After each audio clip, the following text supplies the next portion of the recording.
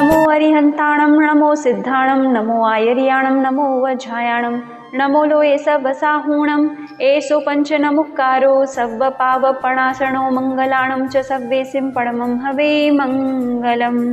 नमो दुर्वाररागादि वैरिवारनिवारिणे अर्हते योगिनाथाय महावीराय तायिने। ओंकारबिन्दुसंयुक्तं नित्यं ध्यायन्ति योगिनः कामदं मोक्षदं चैव ओंकाराय नमो नमः। अज्ञानतिमिरान्धानां ज्ञानाञ्जनशलाकया नेत्रमुन्मीलितं येन तस्मै श्रीगुरवे नमः। तस्मै श्रीगुरवे नमः। मैं कौन हूँ आया कहाँ से और मेरा स्वरूप क्या। मैं कौन हूँ आया कहाँ से और मेरा स्वरूप क्या। संबंध दुखमय कौन है स्वीकृत करो परिहार क्या। नित्राग्देवाय नमः। सद्गुरुभ्यो नमः। अरिहंत परमात्मा के शासन में हम अपने स्वरूप का परिचय प्राप्त करें, यही दिव्य ध्वनि और परमात्मा की देशना का सार है। महावीर प्रभु ने जब केवल ज्ञान प्राप्त किया और उनके ज्ञान में स्व और पर जब प्रकाश में आया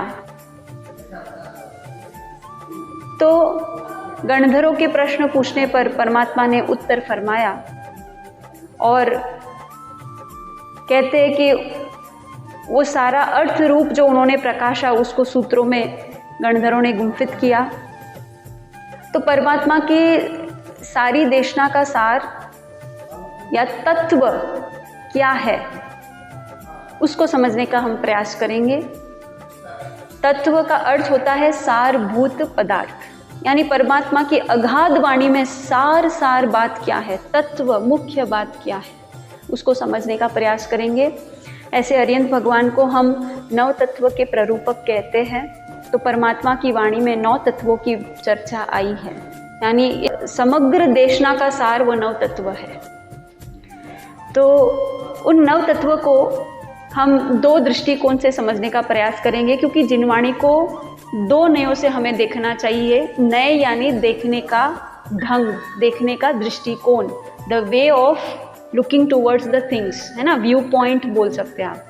तो परमात्मा की वाणी को निश्चय नय और व्यवहार नय, इन 2 नयों से जब हम देखेंगे और समझेंगे तो हमें कंप्लीट जिनवाणी समझ में आएगी, है ना। एक पक्ष से देखने से हम सारी बात को नहीं समझ पाएंगे। इसलिए जिनवाणी की कल्पना जो है एक आगम पुरुष में की है और उस आगम पुरुष के अंग उपांग इत्यादि की कल्पना करते हुए हम आगमों की चर्चा करते हैं। उस आगम पुरुष की जो 2 आंखें हैं, जो 2 नेत्र है, वो एक है व्यवहार नेत्र और एक है निश्चय नेत्र। तो हम तत्वों को भी इन 2 नेत्रों से देखने का प्रयास करेंगे, ठीक है। तो सबसे पहले तत्व की व्याख्या हमने की है। तत्व अर्थात सारभूत पदार्थ, सार वाली पदार्थ, यानी 10 दिशाओं में आज वैज्ञानिक जो है खोज रहे हैं, है ना, खोज रहे, जान रहे हैं कि और क्या है यूनिवर्स में, और क्या है, जानना है। जानने की प्रवृत्ति के कारण ही तो कहाँ समुद्रों के तलों में और आकाश के अंतरिक्ष में कहाँ कहाँ खोज चल रही है। तो 10 दिशाओं में खोजने यदि जाएंगे तो ये विश्व इतना अगाध है कि मनुष्य का जीवन समाप्त हो जाएगा पर ज्ञान सारा प्राप्त नहीं होगा। तो हम इन 10 दिशाओं में नहीं जाकर हम अंतर की दिशा में जाएंगे, जहाँ परमात्मा गए, परमात्मा अपनी अंतर वाली दिशा में गए। वहाँ जाकर उन्होंने सर्वज्ञता को जैसे प्रकट किया तो पूरी सृष्टि उनकी सर्वज्ञता में झलक आई, है ना। तो उस सर्वज्ञता के अंदर परमात्मा ने जो मेन मुख्य बात बताई है वो है तत्व, और वो तत्व है 9। उन 9 तत्वों में भी मुख्य तत्व 2 ही है, एक है जीव और एक है अजीव। हम स्कूल में भी बचपन में पढ़ते थे, राइट, यूनिवर्स में 2 थिंग्स है, living things and non living things. तो ये 9 तत्वों में भी शुरुआत वहीं से होती है, क्योंकि चराचर जगत में हम 2 चीज़ मुख्य रूप से देखते हैं। एक तो जीव जिसमें चेतना है, जिससे सुख दुख की अनुभूति होती है, जिसमें फीलिंग है, जिसमें कॉन्शियसनेस है, उसको हम जीव कहते हैं। और एक अजीव है जो निष्प्राण है, जो जड़ है, जिसमें कोई सुख दुख की अनुभूति नहीं है, जिसमें चेतना नहीं है। यानी जीव के ठीक विपरीत जो लक्षण है वो अजीव के हैं। जीव के 6 लक्षण बताए हैं: ज्ञान, दर्शन, चारित्र, तप, वीर्य और उपयोग। ज्ञान यानी जिसका जानने का स्वभाव है। दर्शन यानी जिसका देखने का स्वभाव है। यहाँ पे देखना और जानने के अर्थ में आपको ये समझना है कि दर्शन यानी सामान्य बोध और ज्ञान यानी विशेष बोध। या देखने यानी आंखों से देखने की बात नहीं चल रही है, किसी भी वस्तु का सामान्य ज्ञान जो होता है उसको हम दर्शन कहते हैं और विशेष ज्ञान को हम ज्ञान कहते हैं। तो ये हुआ ज्ञान और दर्शन। फिर है चारित्र। चारित्र यानी अनुभूति करना, अनुभव करना, रमणता, बहुत सारे पर्यायवाची शब्द हैं। तो जिसको महसूस किया जाता है, जिसको जिया जाता है, उसको चारित्र कहते हैं। फिर ज्ञान, दर्शन, चारित्र, तप। तप का अर्थ होता है ध्यान, है ना। तो आत्मा का मूल लक्षण है ध्यान। कोई भी जीव को ध्यान सिखाने की कोई आवश्यकता नहीं है। प्रत्येक जीव जो है ध्यान में ही है। संसारी हो, मुक्त हो, सभी जीव ध्यान में है। ध्यान का विषय अलग है, ये अलग बात है, पर प्रत्येक जीव ध्यानमय ही है। तो तप का अर्थ यहाँ पे ध्यान भी कर सकते हैं और अनहारीपना भी कर सकते हैं बाह्य तप की अपेक्षा से। फिर उसके बाद आता है वीर्य। वीर्य होता है जीव का अपना बल, यानी अनंत ज्ञान, अनंत दर्शन का धारक, अनंत वीर्य का धारक भी होता है, तभी तो इतने ज्ञान और दर्शन का धारण कर सकेगा ना। तो अनंत वीर्य यानी शक्ति है। और फिर अंतिम में है उपयोग। उपयोग जो है ज्ञान और दर्शन का एक संग फंक्शन होना, यानी देखना और जानना जब एक हो जाएंगे तो उसको हम उपयोग कहते हैं। या आप सामान्य शब्दों में कहो तो उसको फोकस कह सकते हैं। मतलब इस वर्तमान क्षण में जो आपके उपयोग में है, जो आपके फोकस में है, उसको हम उपयोग कह सकते हैं। तो उपयोग भी जीव का लक्षण है। तो इस प्रकार 6 लक्षण, ऐसे तो अनंत गुण हैं आत्मा के, फिर भी 6 मुख्य गुण के तौर पर बताकर हमें जीव के बारे में चर्चा की है इस प्रकार से। फिर कहते हैं कि अजीव क्या है, तो ठीक इससे विपरीत, यानी जिसमें चेतना नहीं है, ज्ञान नहीं है, दर्शन नहीं है, चारित्र नहीं है, तप नहीं है, वीर्य नहीं है, उपयोग नहीं है ना। तो कोई भी जो जड़ है उसमें जानने का स्वभाव है नहीं, उसका देखने का स्वभाव है नहीं, वो अनुभूति का स्वभाव है नहीं। फिर कहते हैं कि उसमें ध्यान का स्वभाव है नहीं। फिर उसमें क्या बोलते हैं, जिस वीर्य की, आत्मा के जिस वीर्य की अपेक्षा से बात कर रहे हैं वो वीर्य है नहीं। और फिर कहते हैं कि जिसमें उपयोग का लक्षण नहीं है। तो ठीक इसके विपरीत जो है वो अजीव है। तो जीव और अजीव का ये इन शॉर्ट में आपको लक्षण के द्वारा समझाया। अब हम बाकी के जो तत्व है वो एक साथ मैं एक बार बोल लेती हूँ, फिर मैं इसका विवेचन दूंगी। तो जीव, अजीव, उसके बाद आता है पुण्य, पाप, आश्रव, संवर, निर्जरा, बंध और मोक्ष। इस प्रकार से 9 तत्व की प्ररूपणा है। और ये बाकी के जो तत्व है वो जीव और अजीव के संबंधित ही है ना। जब जीव और अजीव का संयोग होता है तो कुछ तत्व है, जीव और अजीव का जब वियोग होता है तो कुछ तत्व है। तो इसलिए मुख्य तत्व इसीलिए जीव और अजीव है।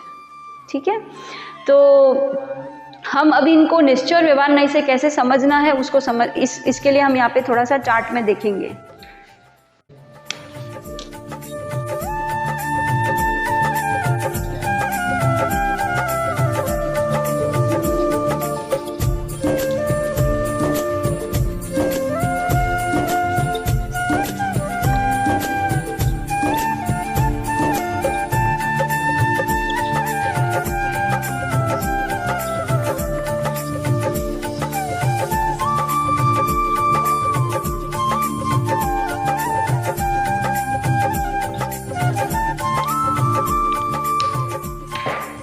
जीव, अजीव, पुण्य, पाप, आश्रव, संवर, निर्जरा, बंध और मोक्ष, ये 9 तत्व है और इनको हम व्यवहार से और निश्चय से दोनों पक्षों से समझने का प्रयास करेंगे।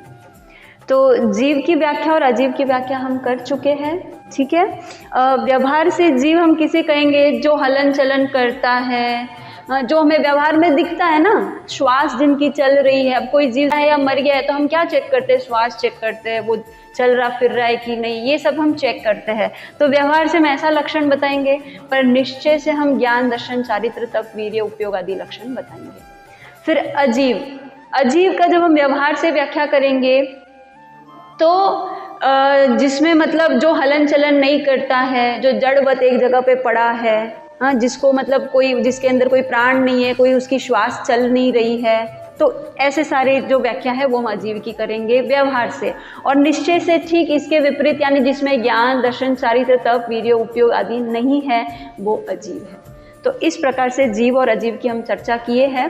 अब मैं पहले इन सब की चर्चा व्यवहार नय से करके फिर निश्चय की ओर बढ़ूंगी, क्योंकि व्यवहार नय से इनकी व्याख्या बहुत ज़्यादा प्रचलित है और समझने में थोड़ा सा आसान है। तो इसके लिए मैं पहले इस व्यवहार से कर लूँगी, फिर इसके बाद निश्चय की ओर बढ़ूंगी। तो व्यवहार से ये सारे जो है उसका मीनिंग है पुण्य, यानी जिसके कारण जीव को शाता का अनुभव होता है। पाप यानी जिसके कारण जीव को अशाता का अनुभव होता है। फिर कहते हैं आश्रव, यानी जीव आत्मा के कर्म के साथ संबंध हो जाना, कर्म का आना, वो आश्रव है। और संवर यानी आत्मा में कर्म का न आना, यानी संबंध का न होना, वो संवर है। फिर निर्जरा यानी आत्मा के साथ जिन कर्मों का संबंध हो चुका है उनको फिर अलग करने की जो क्रिया है वो है निर्जरा। और फिर बंध जो है आत्मा और कर्म का दूध और जलवत एक क्षेत्रागाह में बंध जाना, उसको हम बंध कहते हैं। और मोक्ष यानी सदा सदा के लिए आत्मा का और कर्म का अलग हो जाना, इसको हम मोक्ष कहते हैं। इसको हम एक नौका की दृष्टांत से समझेंगे तो और अच्छे से दिमाग में बैठ जाएगा। मान लो कि कोई जीव समुद्र की यात्रा कर रहा है और उस समुद्र को हम संसार सागर कह सकते हैं। संसार रूपी सागर में जो है जीव जो है वो यात्रा कर रहा है, तो उसकी जो नौका है वो अजीव है और उस नौका में जो बैठने वाला यात्री है वो जीव है, ठीक है। तो वो जो नौका है उसको आप शरीर समझ सकते हैं, यानी ये शरीर भी है और कार्बन शरीर भी समझना है आपको, क्योंकि कार्बन शरीर भी तो पुद्गल है और ये स्थूल शरीर भी पुद्गल है। तो जब शरीर कहे तो आप यहाँ पे कार्बन शरीर को भी इमेजिन साथ में करिएगा। तो जीव जो है वो कार्बन शरीर की नैया में बैठकर संसार समुद्र में यात्रा कर रहा है। अब वो जिस दिशा में जाना चाहता है उस दिशा में अगर अनुकूल हवा बहती है, वातावरण यदि ठीक होता है और सुखद होता है तो उसको हम कहते हैं पुण्य का उदय। और फिर अगर जीव जहाँ जाना चाहता है उसकी विपरीत दिशा में अगर हवा बहती है, तूफान आता है, फिर मतलब बहुत सारे क्या बोलते हैं ऑब्स्टेकल्स आते हैं, मतलब क्या बोलते हैं विघ्न इत्यादि आते हैं, कष्ट उत्पन्न होता है, तो वो सब पाप का उदय समझना। फिर कहते हैं बहुत सारे तूफान और पानी की लहरों की ठोकर खाते खुते नाव में जो है छेद हो जाता है, तो वो छेद से जैसे नाव में पानी आना शुरू हो जाता है उसको कहते हैं आश्रव, यानी कर्म का आत्मा के अंदर आना, इसको आश्रव कहते हैं। फिर कहते हैं कि सबसे पहले आप क्या करोगे, उस आते हुए पानी को रोकोगे। पानी पहले निकालोगे नहीं, पहले आते हुए पानी को रोकोगे, तो इसके लिए पहले संवर होता है। तो आपके पास कोई कपड़ा था या जो भी वस्तु थी, तो आपने उस छेद के ऊपर लगा के उसको टाइट करके लॉक कर दिया, तो आते हुए पानी को आपने रोक लिया। तो कर्म का आत्मा में रुक जाना, न आना, उसको कहते हैं संवर। फिर कहते हैं अब जो नाव में बचा हुआ पानी है जो ऑलरेडी आ चुका है, उस पानी को हम क्या करेंगे, उसको निकालने का प्रयास करेंगे, तो उसको कहते हैं निर्जरा। अब कहते हैं कि जब तक मुक्ति का किनारा नहीं आता है तब तक जीव जो है संसार सागर में भ्रमण कर ही रहा है, यानी उस नौका से बंधा हुआ है तो वो कहते हैं बंध है। और जैसे ही किनारा आ जाता है वो बंध, यानी वो नौका छूट जाती है और जीव जो है मोक्ष को प्राप्त कर लेता है, उसको हम कहते हैं मोक्ष। तो इस प्रकार से ये व्यवहार से हमारी व्याख्या हुई, ठीक है। अब निश्चय नय से हम इसकी व्याख्या करेंगे। निश्चय से पुण्य और पाप को हम आश्रव में ही ले लेंगे, पुण्य और पाप को, क्योंकि दोनों, पुण्य भी आश्रव है और पाप भी आश्रव है। शुभ आश्रव, शुभ कर्मों का आना, अशुभ कर्मों का आना इज इक्वल टू आश्रव। शुभ आश्रव, अशुभ आश्रव, पाप आश्रव, पुण्य आश्रव, इसे इन दोनों को हम आश्रव में क्लब कर देंगे। अब कहते हैं कि आश्रव क्यों होता है, कर्म आत्मा में आता क्यों है?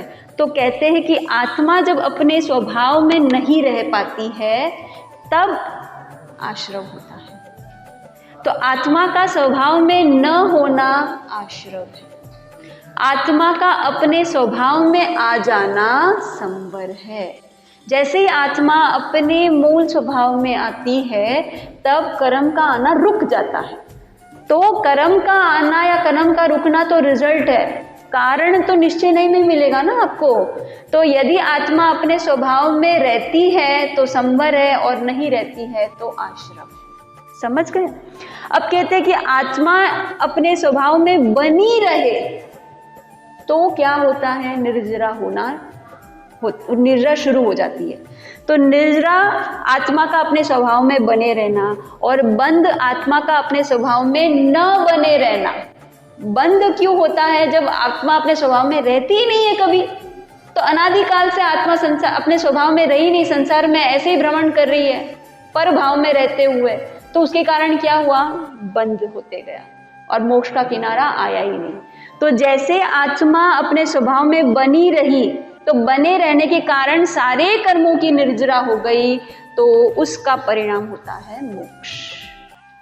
तो इस प्रकार से हम व्यवहार नय से और निश्चय नय से नव तत्वों को समझने का आज प्रयास किया है। जिन आज्ञा विरुद्ध कुछ भी कहा हो, मिच्छामि दुक्कडम। सर्वमंगल मांगल्यम सर्वकल्याण कारणम प्रधानम सर्वधर्माणां चैनम जयति शासनम। और नीचे जो वो सब्सक्राइब का बटन है ना, उसको हिट करो, जल्दी से करो सब्सक्राइब।